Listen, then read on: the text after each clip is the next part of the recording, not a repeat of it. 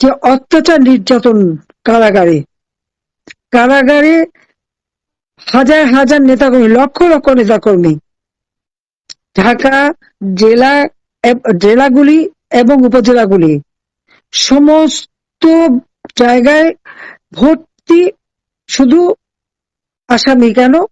তারা কারা? আওয়ামী লীগ, মুক্তিযোদ্ধা পরিবার, আমাদের প্রগতিশীল যত নেতারা আছেন বা সংখ্যালঘু সম্প্রদায়, তাদেরকে দিয়ে সমস্ত জেলখানা ভর্তি। আমার সময় নাকি খুব আমি দুঃশাসন চালিয়েছি। আমি জিজ্ঞাসা করি কতজন মানে অন্য দলের কতজন গ্রেপ্তার ছিল তখন? কেউ কি তুলনা করে বের করবেন? আপনারা দেখেন তো যে 16 বছরে কতজনকে গ্রেপ্তার করেছি। হ্যাঁ, আমরা গ্রেপ্তার করেছি জঙ্গিদের, গ্রেপ্তার করেছি সন্ত্রাসীদের, গ্রেপ্তার করেছি যারা গ্রেনেড হামলাকারী, গ্রেপ্তার করেছি সেই অস্ত্র চোরা কারবারি, তাদেরকে গ্রেপ্তার করেছি। মাদকাসক্ত, যে মাদকাসক্তের জন্য এক একটা পরিবার ধ্বংস হয়ে যাচ্ছিল, হ্যাঁ তাদেরকে গ্রেপ্তার করেছি।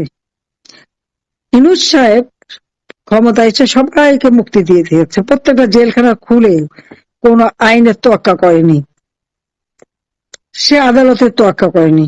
যেমন নিজের অবৈধ ক্ষমতাগুলি এবং সেই সাথে তার যে মানি লন্ডারিং, দুর্নীতি, এই সমস্ত ট্যাক্স ফাঁকির মামলা যেমন প্রত্যাহার করে দিয়েছে, সেই সাথে এই সমস্ত অপরাধীদের সবাইকে মুক্তি দিয়েছে। মুক্তি দিয়েছে তার কারণ আছে, কারণ তার ক্ষমতা দখলের সময় তার মেটিকুলাস ডিজাইনে যে হত্যাকাণ্ডগুলি চালিয়েছিল, এরা তো তার সাথী, এরা তো তাকে সহযোগিতা করেছে।